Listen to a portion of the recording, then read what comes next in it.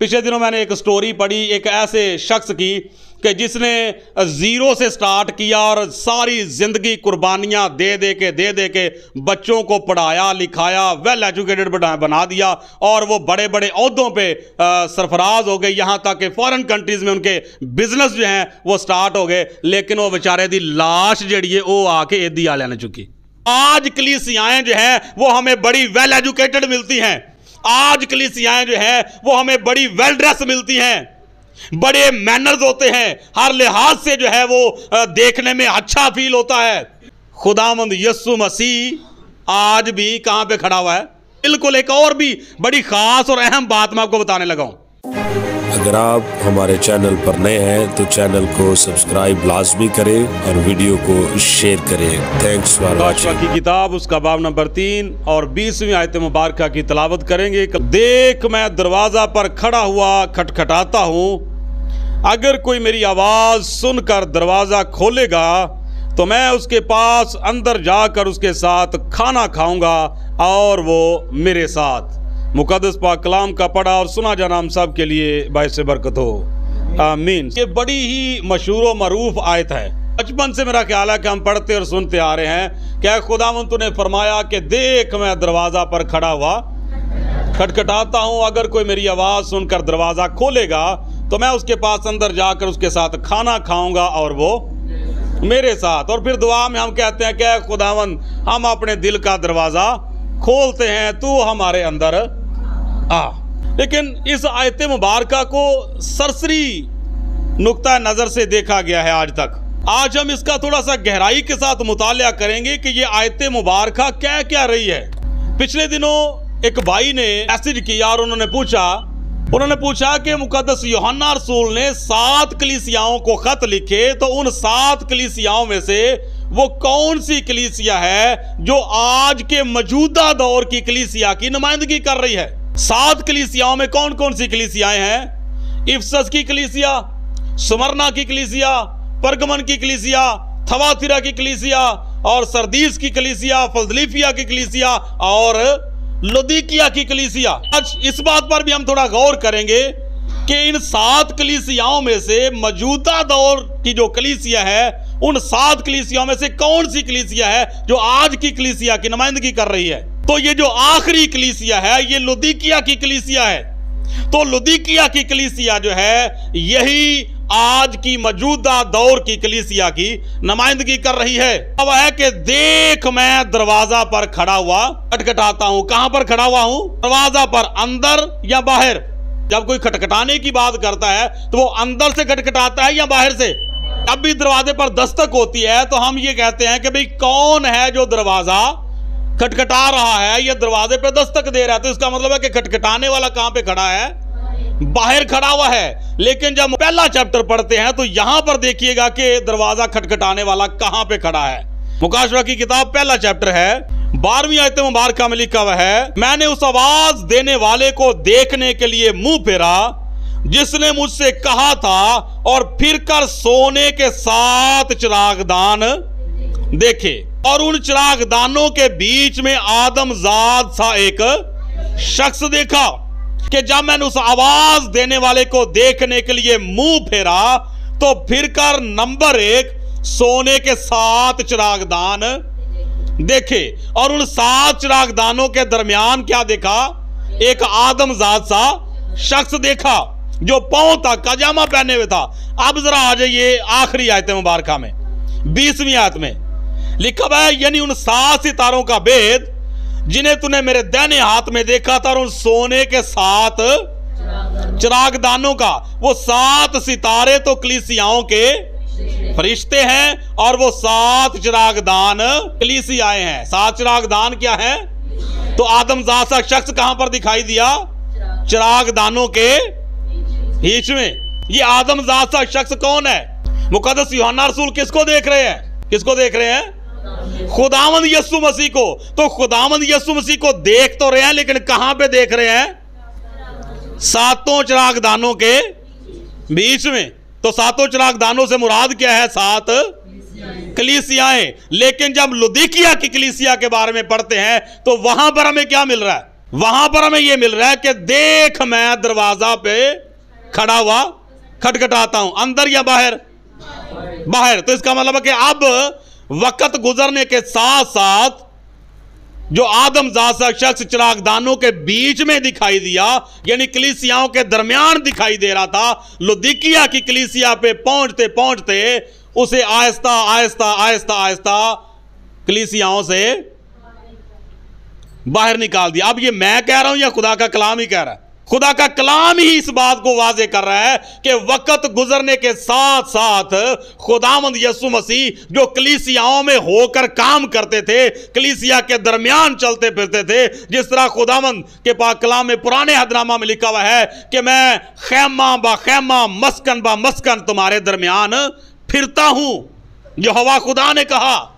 और इसी तरह खुदावंद यीशु मसीह नए अहदनामा की कलीसियाओं के दरमियान चलते और फिरते थे, जिस तरह कि यहां पर लिखा हुआ है कि वो चिरागदानों के दरमियान दिखाई दिया। लेकिन इन सातों कलीसियाओं के खतूत जब हम पढ़ते हैं तो बाइबल मुकद्दस बताती है कि इतनी शिकायत बढ़ती गई कि बाकी तो सारा मामला ठीक है, लेकिन चंद बातों की मुझे तुझसे शिकायत है। यहां पर देखें कि दूसरा चैप्टर जब पढ़ते हैं तो यहां पर इफसस की कलीसिया को जब खत लिखा गया तो यहां पर बताया गया है कि मैं तेरे काम और तेरी मुशक्कत और तेरा सब्र तो जानता हूं, और यह भी जानता हूं यह भी कि तू बदों को देख नहीं सकता, और जो अपने आप को रसूल कहते हैं और है नहीं, तूने उनको आजमा कर झूठा पाया। फिर उसकी स्ट्रगल बताई गई है, और तू सब्र करता है और मेरे नाम की खातर मुसीबत उठाते उठाते थका नहीं, मगर मुझको तुझसे यह शिकायत है। फिर उसके बाद आगे परगमन की कलीसिया को जब खत लिखा गया तो 14वीं आयत में लिखा हुआ है, लेकिन मुझे चंद बातों की तुझसे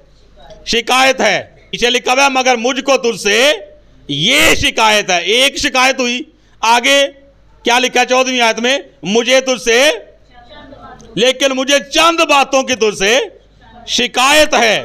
तो इसी तरह आगे मजीद जब पढ़ते जाते हैं तो ये शिकायत जो है वो बढ़ती चली जाती है, और इस कदर बढ़ती चली गई कि कलीसियाओं के दरमियान फिरने वाले के लिए जगह ना रही, और लुदीकिया की कलीसिया तक पहुंचते पहुंचते वो बिल्कुल ही निकल के बाहर खड़ा हो गया, और बाहर से खड़े हो के अब वो दरवाजे पे दस्तक दे रहा है कि देख मैं दरवाजा पर खड़ा हुआ खटखटाता हूं, अगर कोई मेरी आवाज सुन के दरवाजा खोलेगा तो मैं उसके पास अंदर जाकर खाना खाऊंगा और वो मेरे साथ। तो इसका मतलब क्या हुआ कि आज कलीसियाएं जो हैं वो हमें बड़ी वेल एजुकेटेड मिलती हैं, आज कलीसियाएं जो हैं वो हमें बड़ी वेल ड्रेस मिलती हैं, बड़े मैनर्स होते हैं, हर लिहाज से जो है वो देखने में अच्छा फील होता है।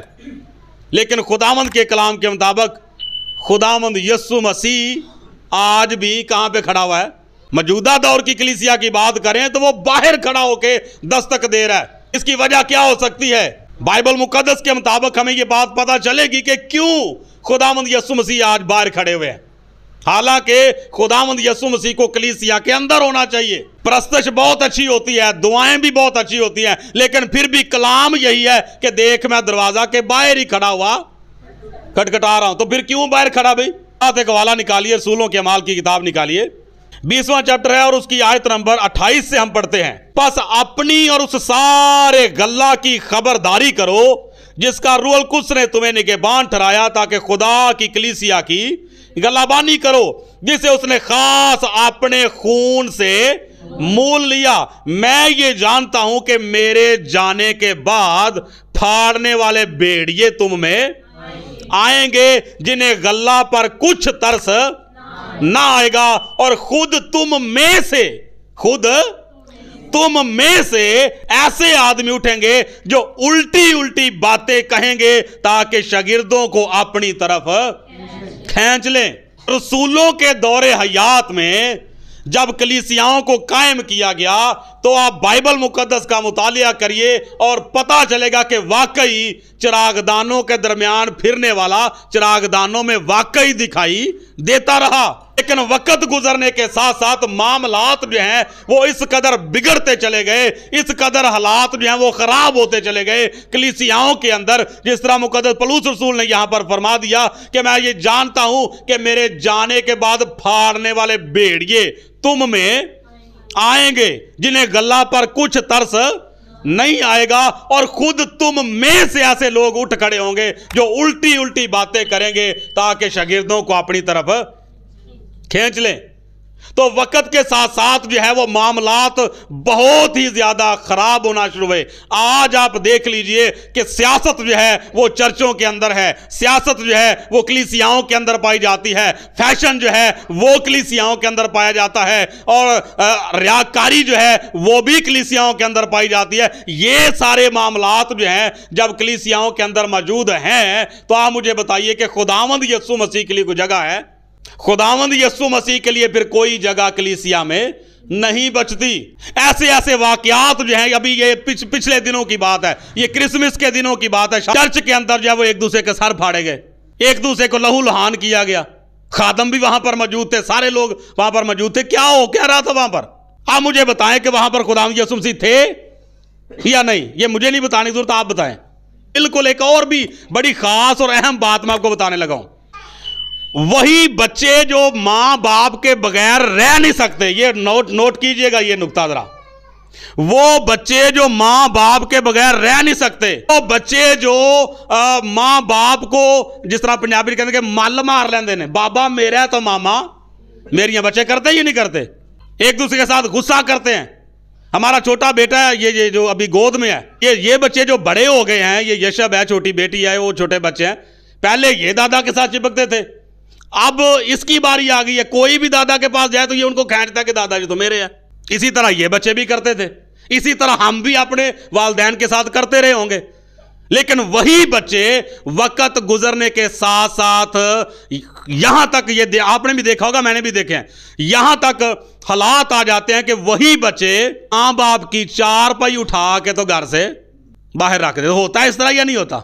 ऐसे हालात देखे हैं लोगों के, ऐसा होता है। सेम इसी तरह से वही कलीसियाएं जो खुदावंद यीशु मसीह पे जान निसार करने के लिए तैयार होती हैं, वक्त गुजरने के साथ साथ जिस तरह बच्चे मां बाप का कमरा अलग कर देते हैं, मां बाप को जो है वो वक्त नहीं देते, मां बाप को जो है वो इतना पूछते नहीं है, इस तरह से अपने मामलात में वो मगन हो जाते हैं, इस तरह से वो दुनियादारी में उलझ जाते हैं कि मां बाप को देने के लिए वक्त उनके पास नहीं रहता। तो सेम इसी तरह से आज कलीसियाओं का भी हाल है। वही लोग जो एक वक्त में बड़े बड़े दावे करते हैं कि खुदावंद यीशु मैं तो तेरे साथ मरने के लिए भी तैयार हूं। मुकद्दस पतरस रसूल ने कहा ना, तो खुदावंद यीशु ने कहा वक्त आने दे, जरा फिर देखा जाएगा। मुर्ग ने बांग दे दी।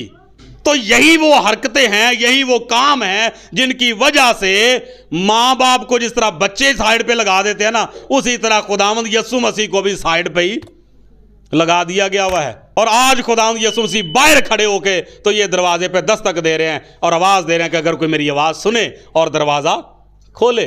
आज हमारा क्या हाल है, हमारा क्या सिस्टम चल रहा है?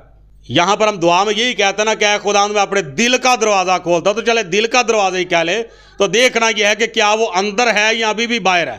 जो बंदा अभी भी दुआ में यही बात कर रहा है, क्या खुदावंद तूने फरमाया कि देख मैं दरवाजे पे खड़ा खटखटाता हूं, तो ऐ खुदावंद मैं अपने दिल का दरवाजा खोलती हूं या मैं अपने दिल का दरवाजा खोलता हूं, तो इसका मतलब है कि अभी तक वो फिर कहां पे खड़ा था? अभी तक वो बाहर ही खड़ा हुआ था।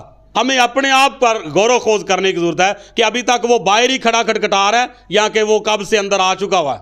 अगर अंदर आ भी गया हुआ है तो क्या बर्ताव कर रहे हैं हम उसके साथ? पिछले दिनों मैंने एक स्टोरी पढ़ी एक ऐसे शख्स की कि जिसने जीरो से स्टार्ट किया और सारी जिंदगी कुर्बानियां दे के बच्चों को पढ़ाया लिखाया, वेल एजुकेटेड बना दिया और वो बड़े बड़े ओहदों पे सरफराज हो गए, यहां तक कि फॉरेन कंट्रीज में उनके बिजनेस जो हैं वो स्टार्ट हो गए। लेकिन वो बेचारे दी लाश जड़ी है वो आके एदी आ लेने चुकी। इससे क्या समझते हैं आप? तो सेम यही सिचुएशन जो है, यही हाल जो है वो आज हो रहा है खुदा के साथ। ऊपर जरा पढ़ लीजिए, मुकाशवा की किताब में आए जरा, ये हालत दिखाऊं मैं आपको लौदीकिया की कलीसिया की। मुकाशवा की किताब बाब नंबर 3 है लौदीकिया की कलीसिया के फरिश्ता को यह लिख के, जो आमीन और सच्चा और बरहक गवाह खुदा की खलकत का मबदा है, वो ये फरमाता है कि मैं तेरे कामों को जानता हूं, ना तू सर्द है ना गर्म। काश के तू सर्द या गर्म होता, पाचू के तू ना तो गर्म है ना सर्द, बल्कि नीम गर्म है, इसलिए मैं तुझे अपने मुंह से निकाल फेंकने को। आगे 17 आयत पे जरा गौर कीजिएगा। और चूंकि तू कहता है, और चूंकि तू कहता है कि मैं दौलतमंद हूं और मालदार बन गया हूं और किसी चीज का मोहताज नहीं। ये किसका ख्याल है? ये कलीसिया की बात हो रही है कि कलीसिया अपने बारे में ये राय रखती है, मैं दौलतमंद हूं, मालदार हूं और किसी चीज की मोहताज नहीं हूं। और आगे खुदावंद यीशु मसीह ने जब देखा तो खुदावंद यीशु मसीह ने वाजे किया कि हालत क्या है। और ये नहीं जानता कि तू कमबख्त और ख्वार और गरीब और अंधा और नंगा है। कैसी हालत है लौदीकिया कलीसिया की? कमबख्त और ख्वार और गरीब और अंधा और नंगा। तो आप मुझे बताइए कोई हालत है? अगर इस किस्म का बंदा जो है, मेरी तरफ देखे जरा, अगर इस तरह का बंदा, जो कंडीशन यहां पर बताई गई है, इस तरह का बंदा आपके सामने से गुजरे या आपके सामने आकर खड़ा हो जाए, क्या बोलेंगे आप? क्या ये जो अंधा भी हो, नंगा भी हो और अजीब सा जो है वो सिस्टम उसका लग रहा हो, तो क्या बोलेंगे उसको? ये क्या है? ये सही है, तंदुरुस्त है, नॉर्मल है? क्या बोलेंगे? पागल ही बोलेंगे ना। तो ये हालत किसकी है? ये हालत है लौदीकिया की कलीसिया की। तो लौदीकिया की कलीसिया जो वो नुमाइंदगी किसकी कर रही है? कमबख्त और ख्वार और गरीब और अंधा और नंगा। तो जिस तरह से यहां पर हालत मिल रही है, सेम सिचुएशन जो है वो है। तो आज मेरा ख्याल है कि हम सबको अपनी अपनी जिंदगी पर गौर करने की जरूरत है कि जब हम सब मिलकर कलीसिया बनते हैं तो हमारी क्या हालत है, क्या सिचुएशन चल रही है। क्या आज खुदावंद यीशु मसीह यहां पर मौजूद हैं? बंदा चाहे जितना मर्जी दुआगो हो, जितना मर्जी वो रास्तबाज दिखाई दे, मौजूदा कलीसिया के लिए भी जरूरी है कि वो अपनी रास्तबाजी का लबादा थोड़ी देर के लिए उतार के तो फिर अपने आप को चेक करे कि कैसा चल रहा। अपनी दुआ को और अपनी स्टडी को और अपने कलाम को और अपनी रफाकत को थोड़ी देर के लिए इस लिबास को उतार के साइड पे रखे, उसके बाद अपना मुआयना करे, अल्ट्रासाउंड करे कि अब मैं क्या नजर आ रहा हूं। ये जो लिबास होता है, लिबास के नीचे पता नहीं क्या कुछ पहना होता है, वो तो दिखाई नहीं पड़ता ना, जो ऊपर पहना हुआ है वो ही दिखाई पड़ता। तो ये रास्तबाजी का लबादा थोड़ी देर के लिए उतार के उसके बाद अपने आप को चेक करें तो फिर समझ आ जाएगी कि हम किस हालत में हैं। और उसके बाद कंपैरिजन कीजिएगा लौदीकिया की कलीसिया के साथ। अगर तो सेम ही नजर आया फिर तो बड़ी खतरनाक बात है। अगर सेम हुआ तो अगर कोई थोड़ा कदरे फर्क हुआ तो मजीद उसको डेवलप करने की जरूरत है, फिर बेहतरी की तरफ आए। हालेलुया। तो इसलिए खुदावंद के पाक कलाम के मुताबिक आज हम लोगों ने इस छोटी सी आयत मुबारक को चंद लफ्ज़ों में समझने की कोशिश की कि देख मैं दरवाज़ा पर खड़ा हुआ खटखटाता हूँ। तो इसका मतलब रूहानी तौर पे क्या मिल रहा है हमें? मेरा ख्याल है कि बात समझ में आ गई। सो खुदावंद आप सबको आज के इस पाक कलाम के वसीला से बरकत बख्शे, आमीन। इस तरह की मज़ीद वीडियोस देखने के लिए हमारे चैनल को सब्सक्राइब लाजमी करें और बेल आइकन को प्रेस करें ताकि हर नई आने वाली वीडियो बर वक्त आप तक पहुंच सके। Thanks for watching.